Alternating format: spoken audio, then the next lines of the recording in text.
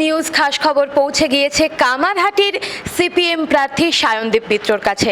আমরা সরাসরি তার সঙ্গে কথা বলে নেব, জেনে নেব প্রচারে বেরিয়ে মানুষের কাছ থেকে ঠিক কতটা সাড়া পাচ্ছেন তিনি। জেনে নেব তার মুখ থেকেই তার জীবনের কথা।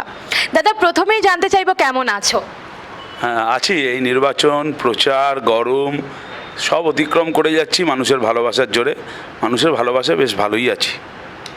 এতদিন ধরে যে প্রচার করছো, প্রচারের একেবারে শেষ লগ্নে এসে তুমি দাঁড়িয়েছো, তো এতদিনের যে এই প্রচার মানুষের কাছ থেকে কেমন সাড়া পেলে? অভূতপূর্ব, কল্পনা করা যায় না। আমি একজন নতুন প্রার্থী, তরুণ প্রজন্মের প্রার্থী। কামারহাটির মানুষ, কামারহাটির মাটি যেভাবে আমাকে গ্রহণ করলো, যেভাবে আশীর্বাদ, ভালোবাসা, স্নেহ দিল, এই আমার ধারণার বাইরে, কল্পনার বাইরে ছিল।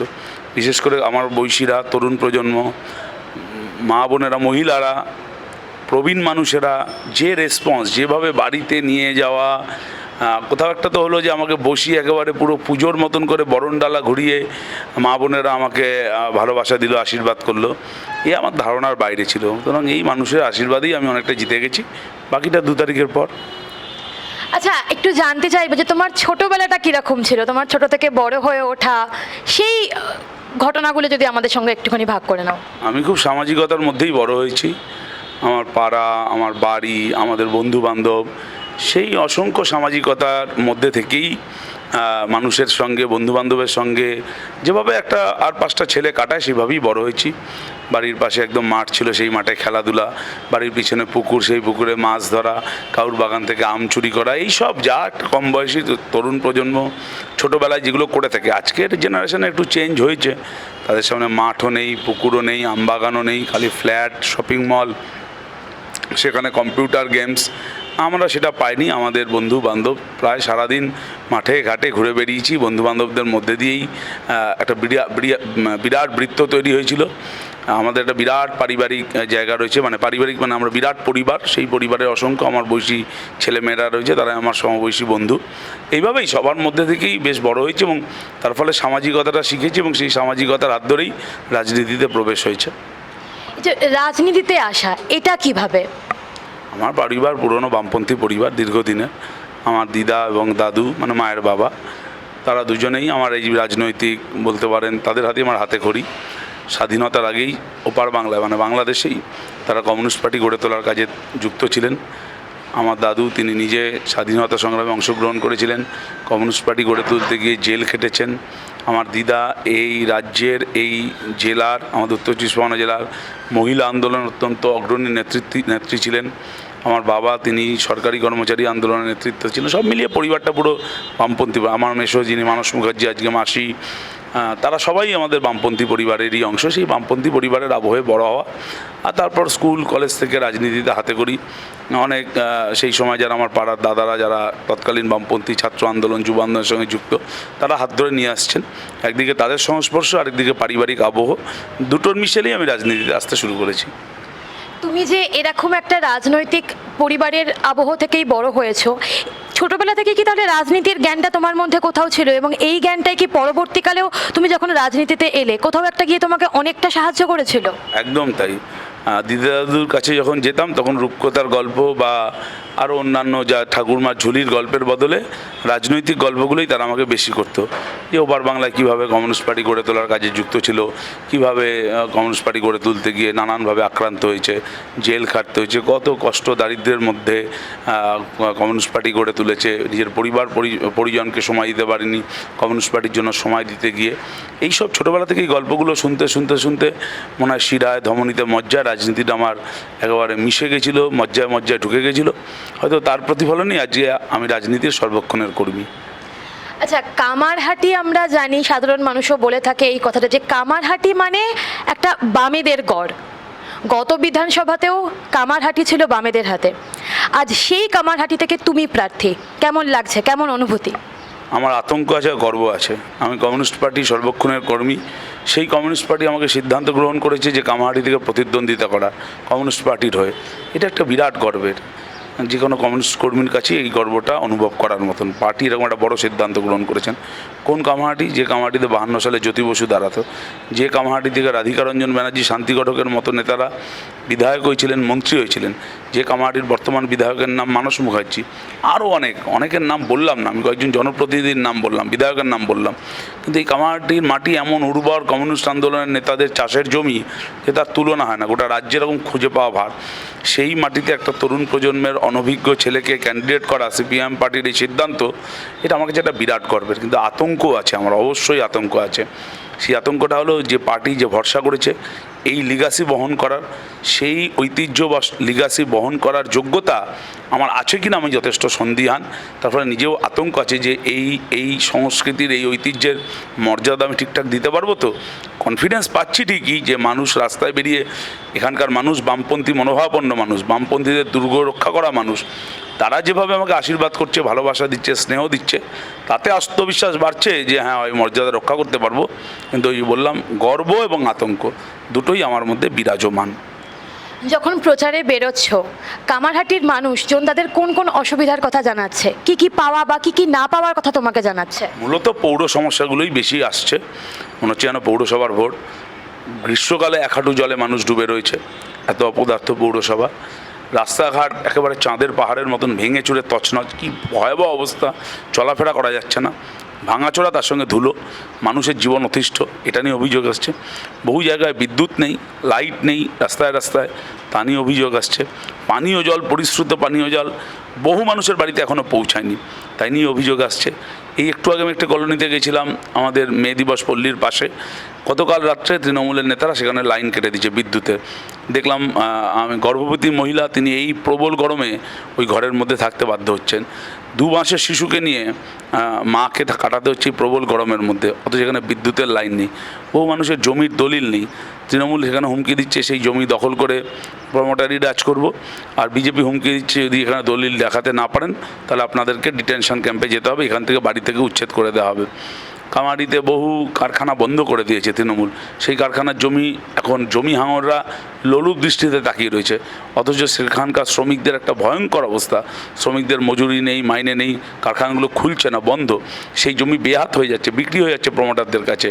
এই সমস্যাগুলো আছে এবং একটা বড় সমস্যা গোটা কামারহাটি জুড়ে, বিশেষ করে তৃণমূলের যে ক্যান্ডিডেট তার নেতৃত্বে গোটা কামারহাটি জুড়ে একটা সিন্ডিকেট, মাফিয়ারাজ, তোলাবাজিদের রাজত্ব চলছে। একটা প্যারালাল ব্যবস্থা এই মাফিয়া, সিন্ডিকেট এবং তোলাবাজিরা কায়েম করেছে তৃণমূলের ক্যান্ডিডেটের মদতে। মানুষ তার থেকে মুক্ত হতে চায়। মূলত এই সমস্যাগুলো, একটা মেন রোড আছে বেলঘড়িয়ার প্রতি ফিডার রোড, রাত 9টার পর সেখানে লরির যে হারে ভিড় বাড়ে, মানে বিটি রোড এবং কি বড় বড় হাইওয়েতে ওইভাবে লরি চলে না, একটা সরু রাস্তা দিয়ে যেভাবে লরি চলে, একাধিক প্রাণহানি ঘটেছে। মানুষ তার বিরুদ্ধে বিক্ষোভ করেছে, তৃণমূলের গুন্ডারা মানুষের সেই বিক্ষোভীকে হামলা করেছে, কিন্তু এখনও লরি চলাচল বন্ধ হয়নি। এবং অসংখ্য সমস্যা নিয়ে আমাদের কাছে মানুষ আসছে। সাগর দত্ত হাসপাতাল, আমাদের এখানকার একটা মেডিকেল কলেজ সাগর দত্ত হাসপাতাল, অত্যন্ত বামফ্রন্ট সরকারের আমলে উন্নত মানের মেডিকেল কলেজ তৈরি হয়েছিল, আজ সেটা দালাল আর সিন্ডিকেট রাজের চক্করে পড়ে একেবারে তথৈবচ অবস্থা, 12টা বেজে গেছে।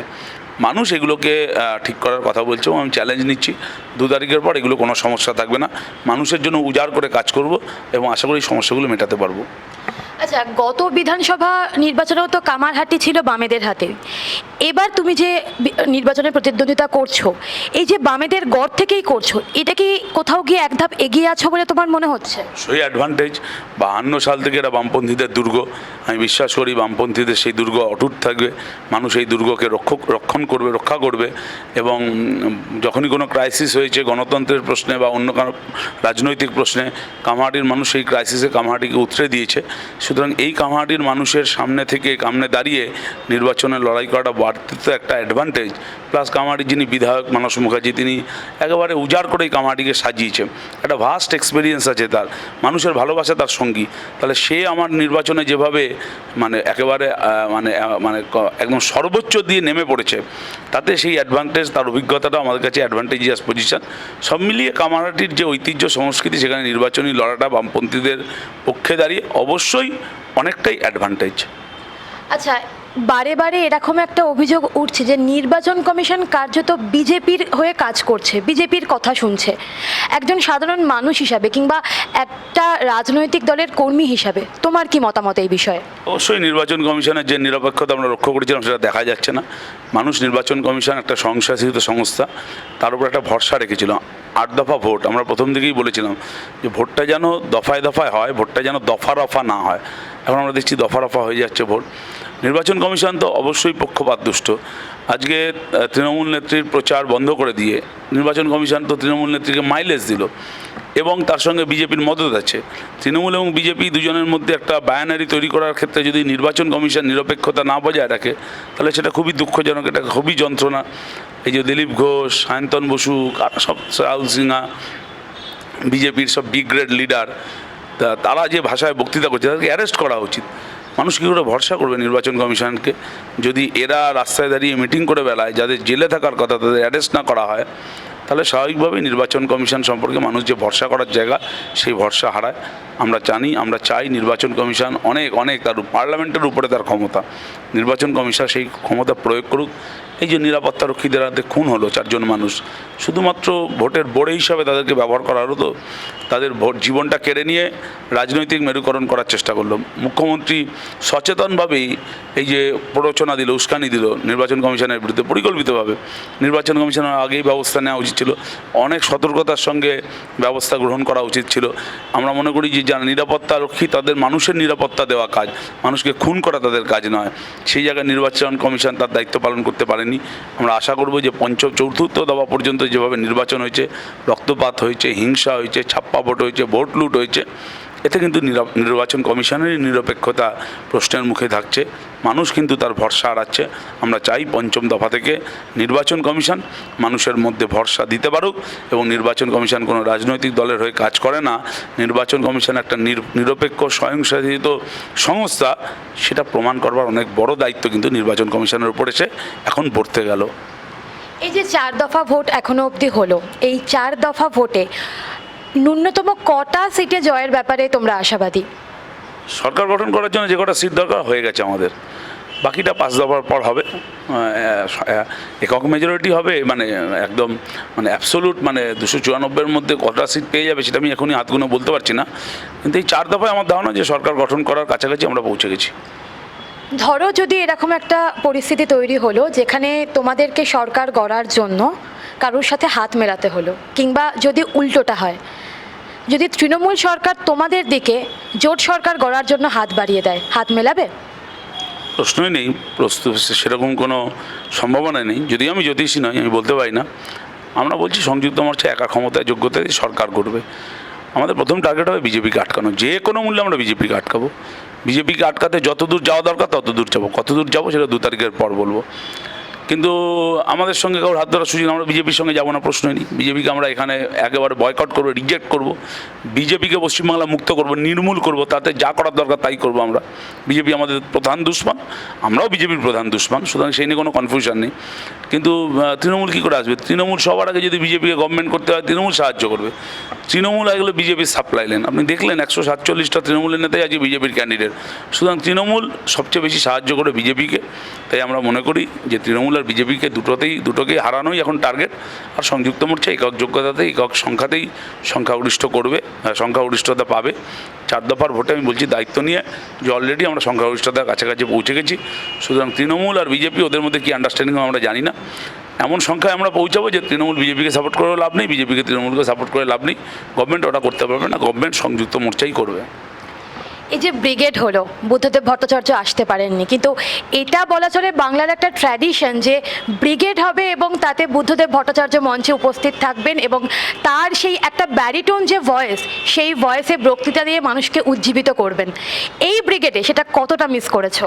অবশ্যই বুদ্ধদার অনুপস্থিতির একটা বিরাট ব্যাপার। যখন জ্যোতি বসু বেঁচে ছিলেন তখন জ্যোতি বসুকে ছাড়া আমরা ব্রিগেড ভাবতে পারতাম না। তারপর বুদ্ধদার অনুপস্থিতিতে ব্রিগেড ভাবতে আমাদের কষ্ট হয়। শুধু আমাদের কষ্ট নয়, বুদ্ধদা নিজেও বলেছেন যে আমি ব্রিগেডে যেতে পারছি না আমার রাজনৈতিক জীবনে, এটা আমার কাছে সবচেয়ে বড় যন্ত্রণা। এটা আমাদের সবারই দুঃখের। যদিও বুদ্ধদা এই ব্রিগেডে একটা বার্তা দিয়েছিলেন, কিন্তু যা শারীরিক অবস্থা, ডাক্তারদের যা নিষেধ, তাতে বুদ্ধদা ব্রিগেডে আসতে পারেনি। কিন্তু ব্রিগেড বুদ্ধদাময় ছিল। বুদ্ধদেব ভট্টাচার্যের তৈরি করা স্বপ্ন, বুদ্ধদেব ভট্টাচার্যের দেখানো পথ, সেই রাস্তাতেই ব্রিগেড হেঁটেছে। সুতরাং ব্রিগেডে বুদ্ধদা না থাকলেও ব্রিগেড বুদ্ধদাময় ছিল। বুদ্ধদেব ভট্টাচার্যের দিকে একটা অভিযোগ বারে বারে উঠেছিল, নন্দীগ্রাম ঘটনাকে নিয়ে বুদ্ধদেব ভট্টাচার্যের দিকে বারে বারে আঙুল তোলা হয়েছিল, কিন্তু এতদিন বাদে সামনে এসেছে আসল সত্য যে বুদ্ধদেব ভট্টাচার্য নির্দোষ। কিন্তু তবুও বুদ্ধদেব ভট্টাচার্যের মতন রাজনীতির এমন একটা স্তম্ভের দিকে যেভাবে আঙুল তোলা হয়েছিল, সেটা নিয়ে কি বলবে? ইতিহাস কাউকে ক্ষমা করে না। বুদ্ধদাকে ইতিহাস মুক্ত করেছে, আর যারা সেদিন এই অপরাধ করেছিল ইতিহাস তাদেরকে শাস্তি দেবে। এই 2 তারিখেই তারা শাস্তি পাবে। প্রথমে গণতন্ত্রের পথে যারা বুদ্ধদার শরীরে সাদা পাঞ্জাবিতে রক্তের দাগ ছিটিয়েছিল তাদেরকে জনগণ ক্ষমা করবে না। যারা 14 জন মানুষের জীবন নিয়ে ক্ষমতা দখল করেছিল তাদেরকে মানুষ ক্ষমা করবে না। যারা মানুষের সরল বিশ্বাস নিয়ে বিশ্বাসঘাতকতা করেছিল, 14 জন মানুষকে খুন করিয়ে চটিপাড়া পুলিশ পাঠিয়ে পশ্চিমবাংলার ক্ষমতা দখল করেছিল, পশ্চিমবাংলার মানুষ তাদের ক্ষমা করবে না। সাময়িকভাবে কিছু মানুষকে ভুল বোঝানো যায়, সব সময়ের জন্য সব মানুষকে ভুল বোঝানো যায় না। আজকে নন্দীগ্রামের ঘটনা প্রমাণিত। বুদ্ধদা আজকে ইতিহাসের বিচারে মুক্ত, কিন্তু আমরা চাই যে 14 জনকে খুন করিয়ে তৃণমূল নেত্রী আর তার স্যাঙাত, তার কি বলবো, তার ড্যামি ক্যান্ডিডেট, তার সেকেন্ড হাফ, তার বি টিম শুভেন্দু অধিকারী যে অপরাধ করেছে তার জন্য ইমিডিয়েট অ্যারেস্ট করা উচিত। ওরা গ্রেপ্তার হবে আর বুদ্ধদা ইতিহাসের বিচারে মুক্ত হবে। এটাই কিন্তু ইতিহাসের দেয়াল লিখন। আরও অনেক অপরাধের শাস্তি ওদের জন্য বাকি আছে। জনগণ তৈরি হচ্ছে সেই শাস্তি নেওয়ার জন্য। ওরা যাতে প্রস্তুত থাকে। নন্দীগ্রামের বিশ্বাসঘাতকদের পশ্চিমবাংলার জনগণ ক্ষমা করবে না। যখন ব্রিগেড হয়েছিল শেষবার, আমরা প্রত্যেকে দেখেছিলাম, বাংলার সাধারণ মানুষ দেখেছিলেন যে ব্রিগেড প্রায় কানায় কানায় ভর্তি। সাধারণ মানুষ এসেছিলেন তোমাদের ভাষা অনুযায়ী হাল ফেরানো এবং লাল ফেরানোর দাবিতে। কিন্তু এরকম একটা অভিযোগ বারবার ওঠে, এখনও অবধি যত সংখ্যক মানুষ ব্রিগেডে আসেন কিংবা তোমাদের কোনো মিটিং বা মিছিলে যান, তত সংখ্যক মানুষ কিন্তু তাদের সমর্থন ভোট ব্যাংকে দেখান না। এই যে অভিযোগ, এটার বিরুদ্ধে কি বলবে? কোনো দিনই হয়নি। যে সংখ্যায় মানুষ ব্রিগেডে ভোট দেন, ব্রিগেডে উপস্থিত থাকেন, তারা অনেক বেশি ভোট আমরা সারা জীবন পাই, এটা কোনো কথা নয়। ব্রিগেডে মূলত আমাদের সমর্থক, দরদি, একেবারে আমাদের খুব ক্লোজ সেই মানুষগুলি উপস্থিত হন। কিন্তু তার বাইরে অসংখ্য মানুষ আছে যারা বামপন্থীদের সমর্থন করেন, বামপন্থীদের ভোট দেন। তারা পাড়ায় পাড়ায় বুথে বুথে পৌঁছে যায়, ফিরে যায়। এবারের ব্রিগেডেও সেরকম অসংখ্য যে লাখ লাখ মানুষ এসেছিল, তারা সেই রাজনৈতিক লড়াইয়ের ভাষা নিয়ে এখন বুথে বুথে পৌঁছে গেছে। সেই বুথে লড়াই চলছে। এই কামারহাটিতে 17 তারিখ সেই লড়াই সর্বোচ্চ জায়গায় পৌঁছাবে। আর সব লড়াইকে একত্রিত করে 2 তারিখের যুদ্ধে আমরা জয়লাভ করব। আমরা দেখেছি তোমরা যখনই সিপিএম যখনই নিজেদের দাবিতে যখন পথে নেমেছে, তখন বারে বারে প্রশাসনের তরফে আটকানো হয়েছে। কিছুদিন আগে যখন নবান্ন অভিযানে গিয়েছিল বামেরা, মহিদুল মিদ্দাকে কার্যত মেরে ফেলা হয়েছিল বলে অভিযোগ। এই অভিযোগ প্রসঙ্গে কি বলবে? মহিদুলকে তো ওরা খুন করেছে। চাকরির কাজের দাবিতে একটা ছেলে রাস্তায় মিছিল করতে গেল, তৃণমূল সরকারের পুলিশ পিটিয়ে খুন করলো। তাই তো ওই তৃণমূল সরকারকে আমরা লাল কার্ড দেখিয়ে এসেছি। মুখ্যমন্ত্রী খেলা হবে বলেছেন, আর 2 তারিখের পর ওনাকে লাল কার্ড দেখে আমরা মাঠের বাইরে বার করে দেবো। খেলা হবে না, রাজনীতি হবে, লড়াই হবে, জীবন জীবিকার লড়াই হবে। সেই লড়াইতে আমরা জানি যে এই শাসকের আঘাত আসবে। বিশেষ করে তৃণমূলের মতন একটা যদি সমাজবিরোধীদের নেতৃত্বে চলা দল হয়, তাহলে স্বাভাবিকভাবে সেই হামলা আক্রমণ করবে। এই যে আমি তো 2014 সালে তৃণমূলের এই ক্যান্ডিডেটের নেতৃত্বে, তার উপস্থিতিতে তার বাহিনী 2014 লোকসভা নির্বাচনের 2 দিন আগে বেপরোয়া হামলা করে, আমার বেধড়ক মারধর করে। কিন্তু আমি তো লড়াইয়ের ময়দান থেকে পালিয়ে জানি 2 তারিখের পর তৃণমূল দলটা উঠে যাবে, ওদের নেতারা থাকবে না। আমরা ছিলাম, আমরা আছি, আমরা থাকবো। এখন এই তৃণমূলের ডিএনএতে চলা বিজেপি, তারও একই চেহারা। ও উত্তরপ্রদেশ, বিহারে দেখুন, বিহারেও কাজের দাবিতে গেলে পুলিশ এরকমভাবে লাঠিচার্জ করে। আসলে জিন বা ডিএনএ তৃণমূল আর বিজেপি এক। পার্থক্য কোথায় থাকবে? পার্থক্য থাকবে না। তাই মহিদুল্লাহ খুন হবে, সৈফুদ্দিন মোল্লা খুন হবে, সুদীপ্ত গুপ্তরা খুন হবে, কিন্তু কাজের দাবিতে লড়াই চলবে। ওদের রক্তকে শপথ রেখেই বলতে পারি, শেষ পর্যন্ত জয় আমাদেরই হবে। চতুর্থ দফার ভোটে যেভাবে রক্ত ঝরলো, এটা কি গণতন্ত্রের উৎসব? কাম্য নয় তো। ভোট গণতন্ত্রের উৎসব, সেখানে কেন মানুষ খুন হবে, সেখানে কেন রক্ত ঝরবে? মানুষ সকালবেলা লাইন দিয়ে বাড়ি থেকে বেরোবে, দলে দলে মানুষকে ভোটে যাবে, ভোট দেবে, বাড়ি ফিরে আসবে, ভোট গণনা হবে, যে জিতবে যে হারবে, সরকার তৈরি হবে, তারপর সরকার তারা চলবে। এই তো সহজ অঙ্ক। কিন্তু এই যে তৃণমূল 2011 থেকে এই যে ভোট লুট, ভোট দখল করা, ছাপ্পা মারা, সব কিছু নিজেদের ক্ষমতার কন্ট্রোলে থাকবে, সব কিছু নিয়ন্ত্রণ করতে হবে, গোটা সোসাইটি, সমাজ, ভোট বাক্স সব কিছুকে মরিয়া হয় নিয়ন্ত্রণ করতে হবে, এবং তার জন্য সমাজ বিরোধীদের লেলিয়ে দিতে হবে, সমাজ বিরোধীদের প্রয়োজনে রাজনৈতিক নেতা বানাতে হবে। এই যে কালচার, এই যে সংস্কৃতি, তার পরিণতি পশ্চিমবাংলায় 2010 থেকে এই এখনও পর্যন্ত। আপনারা 2013 ভোট দেখেছেন, 2018 ভোট দেখেছেন, 2015 পৌরসভা ভোট দেখেছেন, লোকসভা বিধানসভা ভোট দেখেছেন। একটার পর একটা ভোটে এই যে আগুন, এই যে দাবানল, এই যে রক্তপাত, এই যে খুনোখুনি, সব দায় তৃণমূলের। কিন্তু এখন সেই ডিএনএটাই বইছে বিজেপির বুকে। আমি বললাম যে তৃণমূলের জিন এখন বিজেপির শরীরে, সুতরাং বিজেপির থেকেও এটাই প্রত্যাশিত। তাই আবারও বলছি, যদি পশ্চিমবাংলায় গণতন্ত্র ফিরিয়ে আনতে হয়, যদি ভোটটাকে যথার্থ গণতন্ত্রের উৎসব হিসাবে বাংলার মানুষ দেখতে চান, তাহলে সংযুক্ত মোর্চার সরকারকে নিয়ে আসুন, আসবেই। তারপর দেখবেন ভোটে কোনো মারামারি, খুনোখুনি, গোলাগুলি চলবে না, রক্তপাত হবে না, সব দেখা যাবে না, উৎসব হবে। বামেদের দিকে একটা অভিযোগ বারে বারে উঠতো, যে বৃদ্ধতন্ত্রের অভিযোগ, নেতৃত্ব দেওয়ার জন্য তরুণ মুখ না থাকার অভিযোগ। কিন্তু এইবারের নির্বাচনে সেই অভিযোগ কার্যত ধুয়ে মুছে সাফ হয়ে গেছে। প্রত্যেকটা কেন্দ্রে এক ঝাঁক তরুণ তুর্কি। এই যে অভিযোগটা ছিল, সেই অভিযোগের যে উত্তর, এটার জন্য কি বলবে? আমাদের দেশের প্রধানমন্ত্রী খুব টকবগে তরুণ, কচি খোকা? রাজ্যের মুখ্যমন্ত্রী কি একেবারে তরুণী? এটা কোনো কথা নয়। রাজনৈতিক দলটা কোনো ফুটবল টিম নয় যে কে 90 মিনিট খেলতে পারবে, কার কত দম আছে তার ভিত্তিতে রাজনৈতিক দল তৈরি হবে, এটা নয়। প্রবীণ নবীনের সমন্বয় রাজনৈতিক দল। প্রবীণদের অভিজ্ঞতা, নবীনদের জোশ, উৎসাহ, এই দুটো মিলিয়েই একটা রাজনৈতিক দল তৈরি হওয়াটা স্বাভাবিক। আমাদের রাজ্যেও বামপন্থীরা সেইভাবেই চলেছে। মিডিয়ার একটা প্রচার আছে, এখন প্রচার করতে করতে ওরা ক্লান্ত হয়ে গেছে। আমাদের পার্টি তো এই যে নতুন প্রজন্ম, তরুণ প্রজন্ম বলছেন, এটা কি?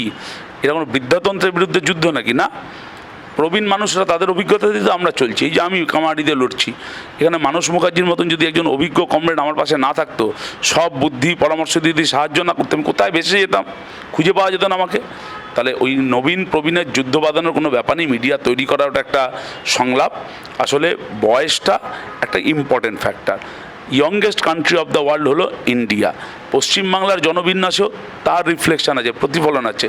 রাজনৈতিক দলেই সেই রিফ্লেকশন, প্রতিফলন হওয়াটাই বিজ্ঞান এবং স্বাভাবিক। তার ফলে এবারের নির্বাচন যখন ইউথদের এজেন্ডাটাই প্রধান, আর এই বয়সের প্রতিফলনটা সমাজ জীবনে আছে, তাহলে রাজনৈতিক দলকেও নির্বাচনে সেরকম সিদ্ধান্ত গ্রহণ করতে হবে। তাই নবীন প্রবীণের মধ্যে একটা সমন্বয় রেখে একঝাঁক তরুণ প্রজন্মকে দিয়ে এই যে তরুণ প্রজন্মের যে এজেন্ডা, সেই এজেন্ডাগুলোকে অ্যাড্রেস করবার জন্য বামপন্থীরা ঠিক করেছে। এটা একটা ধারাবাহিক প্রক্রিয়া, চলমান প্রক্রিয়া। এটা বামপন্থীদের মধ্যে ছিল, বামপন্থীদের মধ্যে আছে। একটা প্রক্রিয়ার মধ্যে দিয়ে বামপন্থীদের নেতৃত্ব নির্বাচিত হয়। ওই কালীঘাটের মতন না, মমতা ব্যানার্জি হঠাৎ করে একদিন বলে দিলেন কাল থেকে অমুক সভাপতি, কাল থেকে অমুক প্রেসিডেন্ট, কালকে ওকে সরিয়ে দাও, কালকে তমুককে সরিয়ে দাও। পাড়া ক্লাবের মতন করে রাজনৈতিক দলের চলে না। রাজনৈতিক দলের একটা পদ্ধতি থাকে, বামপন্থীরা সেই পদ্ধতিটা মেনটেন করে। আর সেই পদ্ধতি মেনেই আবার বললাম, নবীন এবং প্রবীণের সমন্বয়ে আমাদের রাজনৈতিক দল চলছে, এখানে কোনো অসুবিধা নেই। নন্দীগ্রামের মতো একটা হেভিওয়েট জায়গায়, যেখানে একদিকে মমতা বন্দ্যোপাধ্যায় এবং অন্যদিকে শুভেন্দু অধিকারী, সেরকম একটা জায়গায় মীনাক্ষী মুখোপাধ্যায় লড়েছেন। এবং এটা বলাই বাহুল্য যে প্রচারের আলো কিন্তু বাকি দুই প্রার্থীর ওপরে যতটা ছিল, মীনাক্ষীর ওপরে তুলনামূলকভাবে কম ছিল। কিন্তু তবুও মীনাক্ষী যেভাবে লড়েছেন, তাতে গোটা বাংলার মানুষ তাকে কুর্নিশ জানাচ্ছেন। এই যে মীনাক্ষীর লড়াই, এই লড়াই নিয়ে তুমি কি বলবে? আশুতোষ মুখোপাধ্যায় বাংলার বাঘ, আর নন্দীগ্রামের বাঘিনীর নাম মীনাক্ষী মুখোপাধ্যায়। এই মুহূর্তে সোশ্যাল মিডিয়ায় দীপশিতা এবং মীনাক্ষীকে নিয়ে একটি অত্যন্ত কুরুচিকর মিম ঘোরাফেরা করছে, যেখানে অত্যন্ত কদর্য ভাষায় একজন মহিলার গায়ের রং নিয়ে, তাকে কেমন দেখতে তাই নিয়ে এক বিশেষ শ্রেণীর মানুষকে উদ্দেশ্য করে যে মিম ঘোরাফেরা করছে। এই যে আক্রমণ, এই যে অত্যন্ত কদর্য আক্রমণ, তার প্রসঙ্গে কি বলবে? তৃণমূল এবং বিজেপির এটাই সংস্কৃতি, অত্যন্ত কুৎসিত সংস্কৃতি, এটাই পশ্চিমবাংলায় কায়েম করতে চাইছে। না হলে ওই যোগী আদিত্যনাথ এখানে এসে বলে অ্যান্টি রোমিও স্কোয়াড এখানে চালু করব, মহিলাদের যে ভাষায় মনুবাদীরা ব্যবহার করে, ব্যাখ্যা দেয়, সেই মনুবাদের প্রয়োগিত পশ্চিমবাংলার মাটিতে করতে চায় বিজেপি, আর সেই বিজেপি এখন তৃণমূলের হয়ে ভাড়া খাটছে। সুতরাং এটা আমাদের কাছে নতুন কিছু না, এটাই ওদের সংস্কৃতি, এটাই ওদের কালচার।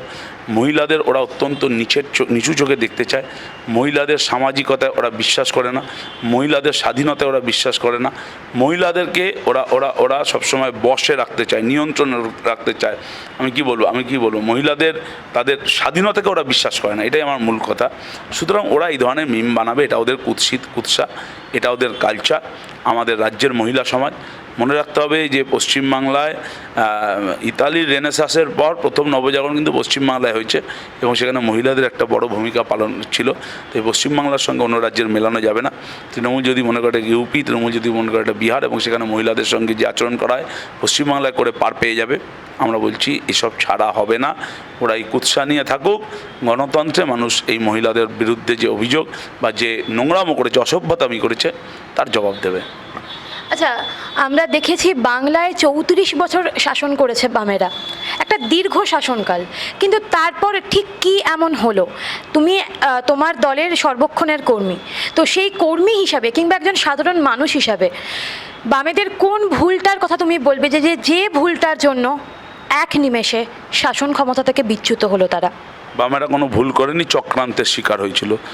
বছরের পর বামফ্রন্ট সরকার 77 সালে প্রতিষ্ঠা হওয়ার পর 34 বছরে অসংখ্য চক্রান্ত হয়েছে, কিন্তু সব চক্রান্ত সবসময় ক্লিক করেনি। কিন্তু 2011-এ সব শক্তি, সব রামধনু এক হয়ে যে চক্রান্তের জাল তৈরি করেছিল, সেই চক্রান্তের কাছে সাময়িকভাবে আমাদের পিছু হটতে হয়েছিল।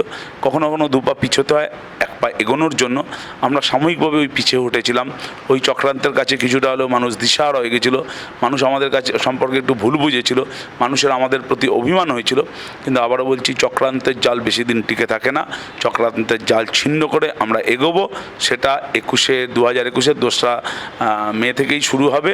এবং আমি আবারও বলছি যে ওই 2011-র চক্রান্তের শিকার গোটা পশ্চিমবাংলার গণতন্ত্র, গোটা পশ্চিমবাংলার শুভবুদ্ধিসম্পন্ন নাগরিক হয়েছিল, এবং তার রিয়াকশান, তার প্রতিফলন কিছুটা বামপন্থার ওপর পড়েছিল, সরকারের ওপর পড়েছিল। কিন্তু আবারও বলছি যে 2021-এর 2রা মে থেকে সেই চক্রান্তের জাল ছিন্ন করে আমরা আবার সামনের দিকে এগোবো। আচ্ছা, এই যে এখন প্রচারে আমরা দেখতে পাচ্ছি একের পর এক হিট গানের প্যারোডি আনছে বামেদের তরফে, আমরা দেখতে পাচ্ছি। এটা নিয়েও একটা অভিযোগ যে এটা বামেদের সংস্কৃতি নয়। এই যে একটা গানের প্যারোডি করছে বামেরা, যে বামেরা নাকি নিজেদের গান বাঁধতো, নিজেদের কথা বলতো, এরকম যে একটা অভিযোগ। কিন্তু আমরা এটাও দেখছি যে সমস্ত গানগুলো আসছে, প্রত্যেকটা গান কিন্তু ভীষণ রকমভাবে হিট হচ্ছে, মানুষ পছন্দ করছেন। কারণ বামেদের তরফে আবার এটাও বলা হচ্ছে যে এখনকার তরুণ প্রজন্মের ভাষায় বলতে হবে, তাদের ভাষা দিয়ে তাদেরকে আকৃষ্ট করতে হবে। কিন্তু এই যে অভিযোগ যে বামেদের সংস্কৃতি নয়, এটা কি বলবে? যারা পশ্চিমবাংলার সংস্কৃতিটাকে উচ্ছন্নে পাঠিয়েছে, লাঞ্ছিত করেছে, তারা আবার বামেদের সংস্কৃতি নিয়ে অভিযোগ তোলে, হাস্যকর এবং অবাক হওয়ার এবং প্রতিবাদ করার মতন। আমরা বলছি যে বামপন্থীরা এই বাংলা সংস্কৃতির ধারক বাহক, আমরা ধরে রাখবো, কোনো চিন্তা নেই। কালে কালে ভাষা বদলায়, জেনারেশন পাল্টায়, জেনারেশনের ভাব ভঙ্গি প্রেজেন্টেশন পাল্টায়, কন্টেন্টটা এক কিনা দেখা যাবে, ফর্ম অনেক রকম হতে পারে, কন্টেন্টটা কী আসল। আচ্ছা, ব্যক্তিগতভাবে সায়নদীপ মিত্রের কোনটা পছন্দ, টুম্পা নাকি হালফেরাও লালফেরাও? দুরকমই, হালফেরাও লালফেরাওটা একটা কনফিডেন্স, আর টুম্পাটা হলো আমার মেসেজটা পৌঁছানো। আমার কাছে হালফেরাও লালফেরাওটা একটু বেশি পছন্দ হয়েছে, টুম্পাটাকেও খারাপ বলা যাবে না। আচ্ছা, তোমাদের তো এই যে এখন যে নির্বাচনী প্রচার চলছে, তো একাধিক স্লোগান এসেছে, একাধিক নতুন স্লোগান এসেছে। কোন 3টে স্লোগান ব্যক্তিগতভাবে তোমার সব থেকে পছন্দ? তো বলতে হবে, একটা হলো যাহাই 56 তাহাই নবান্ন, 2 নম্বর হলো হালফেরাও লালফেরাও, আর কি বলবো, আর বহু পুরনো দিনের স্লোগান যে বাংলাকে বাঁচাতে বামপন্থাই ভবিষ্যৎ। আচ্ছা, এই যে আব্বাস সিদ্দিকীর সঙ্গে জোট, এই জোটকে নিয়ে সাধারণ মানুষ বলছেন এই জোট কিন্তু বুমেরাং হয়ে আসতে পারে বামেদের জন্যই, এই জোট কিন্তু ঐতিহাসিক ভুল হতে পারে, কি বলবে? সাধারণ মানুষ না, তৃণমূল আতঙ্কে ভুগছে, ধর্মীয় সংখ্যালঘু মানুষকে ওরা ভোট ব্যাঙ্ক বানিয়ে রাখতে চায়। বিজেপি আতঙ্কে ভুগছে, দলিত আদিবাসী পরিবারের মানুষকে ও ভোট ব্যাঙ্ক বানাতে চায়, তাদেরকে মানুষ হিসাবে গণ্য করে না। আইএসএফ, ইন্ডিয়ান সেকুলার ফ্রন্ট, সেই সংখ্যালঘু মানুষকে, সেই আদিবাসী দলিতদের বলছে যে তোমরা তোমাদের অধিকারের জন্য এক মঞ্চে হও। তুমি পার্টির সর্বক্ষণের কর্মী, তার মধ্যে আবার ক্যান্ডিডেট, বাড়িতে সময় দাও কি করে? পরিবার রাগ করে? না, আমার বললাম পরিবার বামপন্থী পরিবার, আমার স্ত্রী মাঝে মাঝে যে একটু রেখে যায় না তা নয়, কিন্তু যখন দেখে যে আমি মানুষের জন্যই কাজে একেবারে নিজেকে নিয়োজিত করেছি, তাতেও আমাকে বরঞ্চ উৎসাহই দেয়। যেটা একটু সমস্যা, যেটা হলো আমার এক ছেলেটা একদম ছোট, মাত্র 1.5 বছরের। ও বাড়ি থেকে আমি যখন বেরোই তখনও ঘুমায়, বাড়িতে যখন ঢুকি তখনও ঘুমায়।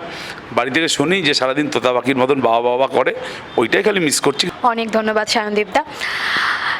আমরা কথা বলছিলাম কামারহাটির সংযুক্ত মোর্চার সিপিএম প্রার্থী সায়নদীপ মিত্রর সঙ্গে। ভীষণ বিজি, বাড়িতে 1.5 বছরের একটা ছোট্ট ছেলেকে তিনি ভীষণ মিস করেন, কিন্তু মানুষের জন্য কাজ করতে নেমেছেন তিনি। তাই মানুষের জন্য কাজ করতে গিয়ে বাকি সব কিছুকে এক নিমেষে ছাড়তে পারেন, তাতে তার কোনো আক্ষেপ নেই। কামারহাটির হাল বদলে দেবেন এমনটাই বিশ্বাস করেন তিনি। মানুষের কাছে এই সমর্থনটুকুই তিনি আশা করেন যে মানুষ তার পাশে ছিল, তার পাশে আছে, তার পাশে থাকবে। তাই 2রা মে অবধি যেমন বাংলার মানুষকে অপেক্ষা করতে হবে সায়নদীপ মিত্রকেও। ক্যামেরায় আলী হোসেনের সঙ্গে সায়ন্তিকা, নিউজ খাস খবর, কলকাতা।